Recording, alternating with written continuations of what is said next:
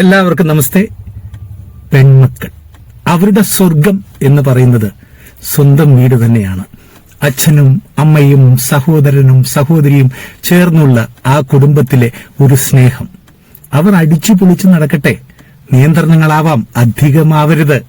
അവരുടെ സ്വർഗം സ്വന്തം വീട് തന്നെയാണ്. അച്ഛന്റെയും അമ്മയുടെയും സഹോദരന്റെയും ഒക്കെ ലാളനയോടെയാണ് അവർ വളരേണ്ടത്. അവർ അല്പസമയം കൂടുതൽ ഉറങ്ങി എന്ന് വിചാരിച്ച് ഒരിക്കലും അവരെ തടയാൻ നിൽക്കണ്ട. അവർ തെറ്റുകൾ ചെയ്താൽ തിരുത്താൻ നോക്കുക. സന്തോഷത്തോടെ സ്നേഹത്തോടെ വളരാൻ അവർക്ക് സ്വന്തം വീട് മാത്രമാണുള്ളത്.